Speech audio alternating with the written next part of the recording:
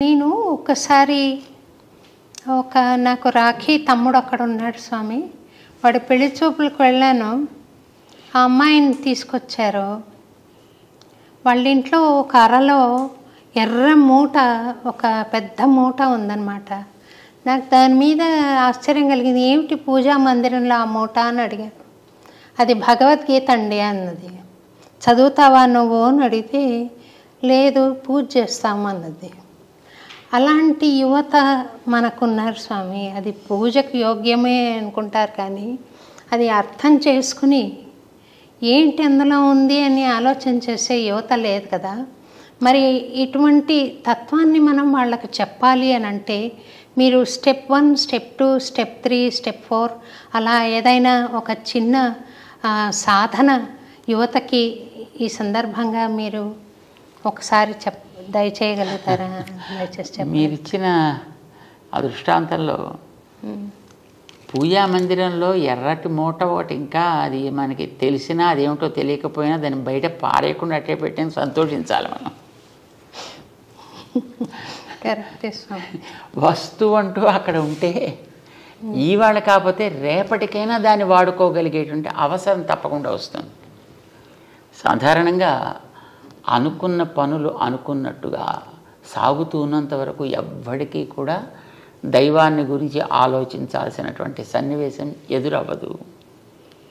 ఎప్పుడైనా జీవితంలో ఎదురు దెబ్బ తగిలినప్పుడే ఆలోచన ప్రారంభమవుతుంది. నేను ఏమిటి, ఎందుకు నాకు ఇలా ఎదురు దెబ్బ తగిలింది, నాకు అన్ని సౌకర్యాలు ఉన్నాయి, అన్ని వసతులు ఉన్నాయి, అన్ని వనరులు ఉన్నాయి, అన్నిటిని వాడుకోగలిగే శక్తి నాలో ఉంది, అయినా ఎందుకు ఇది ఫెయిల్ అయింది?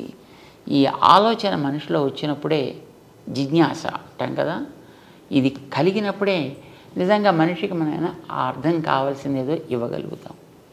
అది కలగనంత వరకు మనం ఏమి ఇచ్చినా వాడు అంటూ ఇలా ఏదో పక్కన మొహం పెడుతూ చూస్తుంటాడు తప్ప మనకేసి అది అందుకునేటువంటి ప్రయత్నాన్ని అతను కనిపించనివ్వడు. సో వ్యక్తుల్లో కనీసం ఇలాంటి మన ప్రాచీన గ్రంథాలనో మరొకదాన్నో కంటికి కనిపించకుండా చేసేద్దాం అని అనుకోకుండా కనీసం ఇంట్లో అట్టే పెట్టుకుందాం అని అనిపించిన that it self is the first step they have achieved, we can say. వాళ్ళు సగం దాంట్లో వచ్చేసినట్టే. ఇక రెండవది, అందులో ఏముందో కంటెంట్లోకి వెళ్ళాలి అని అంటే it should be given in there language. మీరు సాధారణంగా ఈ రోజుల్లో ఉండే పిల్లలందరినీ చూస్తే అంత ఇంగ్లీష్ మీడియం స్వామి, అంత ఇంగ్లీష్ మీడియం. తెలుగులో అసలు మన గవర్నమెంట్లే అంగీకరించట్లేదు చదువుని. ఇంగ్లీష్ భాష వాడికి రావాలని తల్లిదండ్రులకు ఉంటుంది, నేను ఇంగ్లీష్లో మాట్లాడాలని వాడికి అనిపిస్తుంది. నోరు విప్పితే అన్ని అబద్ధాలే కావచ్చు, కానీ వాడు ఆ అబద్ధాలని ఇంగ్లీష్లో చెబుతుంటే అబ్బా అబ్బా అబ్బా అబ్బా అని చాలా వినబలుగా ఉంటాయన్నమాట. సో ఇంగ్లీష్లో అందుకుంటే వాడికి అదేదో నేను గొప్ప పని చేస్తున్నాను అని అనిపిస్తుంది. ట్రెండ్ అదే క్రమంలో ఉండేటప్పుడు మనం అందించదలుచుకున్నటువంటి అంశాలను కూడా మనం ఆ భాషలో కొంతవరకు అందించే ప్రయత్నం చేస్తే పర్లేదు మన భాషే కదా, అంచేత బహుశా ఇందులో మనకు ఉపయోగించేది కూడా ఏదైనా ఉందేమో అనే ఆలోచన వాళ్ళలో రావడానికి మనం అవకాశం కల్పించిన వాడు అవుతాం. సరే, చదివిన తర్వాత వాడికి అది పూర్తిగా అర్థమవుతుందా, ఆచరించగలుగుతాడా అనేది that's all together a different thing. At least దాంట్లోకి వెళ్ళి దాన్ని చదవాలి అని అనిపించాలన్నా వాడికి అందుబాటులో అర్థమయ్యేటువంటి పాట కింద దాన్ని మలచాలి. ఇప్పుడు చూడండి, మనం ఉత్తరాదికి వెళితే తులసీదాస్ రామాయణాన్ని అందరూ చదువుతుంటారు, ఆల్మోస్ట్ అందరికీ వచ్చి ఉంటుంది. వాళ్ళ భాషలో ఉండడం చేత వాడికి త్వరగా నేర్చుకోవడానికి ఒక ఉత్సాహం వాళ్ళ కలిగిస్తుంది. వాళ్ళకి అర్థమయ్యే భాషలోకి వస్తే బాగుంటుందని అనిపిస్తుంది. అలా ఉంటే చదువుతాడా లేకపోతే ఇంకో భాషలోనే చదవకూడదా అనేది ప్రశ్న కాదు. జనరల్గా అనిపించేటువంటి పద్ధతి నా భాషలో అర్థం కావాలి. మరి పిల్లలంతా ఇంగ్లీష్ మీడియంలో ఉండేటప్పుడు మీ గ్రంథాలు మీరు తెలుగులో ఇస్తారంటారు అనుకోండి, దాని రీచ్ ఉండదన్నమాట. ఇది మనకి నిజానికి ఉత్సాహం జనాల్లో కలిగించాలంటే ఆ వాతావరణాన్ని మనం క్రియేట్ చేసి దాన్ని చక్కగా పొద్దున్నే రోజు శుద్ధి మనమే దాన్ని ఎలా చేసుకోవాలో చెప్పి, ఇది కనుక మనం చేయగలిగితే యువతలో అర్థం చేసుకోగలిగే అవకాశం ఏర్పడుతుంది.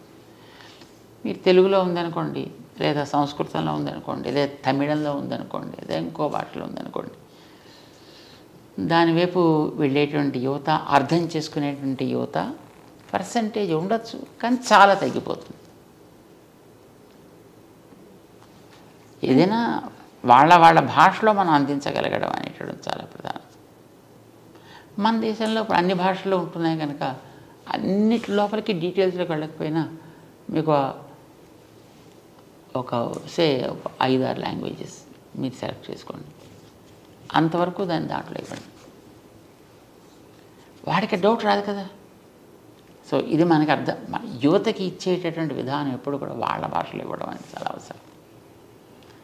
రెండవది, వాళ్ళలోంచి మనం ఒకళ్ళిద్దరిని పికప్ చేసుకుని వాళ్ళ ద్వారా వాళ్ళకి అందడం కూడా చాలా ఇంపార్టెంట్. అలా ఇవ్వగలిగితే కూడా వాళ్ళలో చాలా త్వరగా దాన్ని అర్థం చేసుకోగలిగే స్థితి ఏర్పడుతుంది. నవేడేస్ ఆల్సో యువతలో కూడా చాలా బుద్ధిమంతులైనటువంటి పిల్లలు ఉన్నారు, చక్కగా గౌరవించేటువంటి వాళ్ళు, మంచిగా దాన్ని పైకి తీసుకువెళ్ళాలి అనుకునేవాళ్ళు లేకపోవడం అయితే లేదు. కానీ మీరు అన్నట్టుగా విజిబిలిటీ అది మనకి తగ్గుతున్నారు. అంటే జీవితంలో ఇంకొక డైమెన్షన్ ఉంది, పరమార్థం ఉంది అన్న ఆలోచన 99 మందికి లేదే అనుకుంటాను స్వామి. వాళ్ళకి అటువంటి వాళ్ళకి మనం ABCD అని చాలా సింప్లిఫై చేసి మనం ఈ సాధనా క్రమాన్ని వాళ్ళకి అందించే ప్రయత్నం మీ బోటి వాళ్ళు చేస్తే చాలా బాగుంటుందేమో అని నేను అనుకుంటున్నాను. చేయాలంటే వాళ్ళకి మనం we have to conduct classes to those people. పిల్లలకి మనకి ఎప్పుడెప్పుడు వాళ్ళకి లాంగ్ వీకెండ్స్ దొరుకుతాయో లేదా హాలిడేస్ ఉంటాయో అలాంటి టైముల్లో వాళ్ళకి మనం ఇలాంటి వాటిని మనం కండక్ట్ చేయగలిగితే డెఫినెట్లీ వాళ్ళలో మార్పు వస్తుంది. ఇప్పుడు మన వాళ్ళు సమ్మర్ క్యాంప్స్ కండక్ట్ చేస్తుంటారు.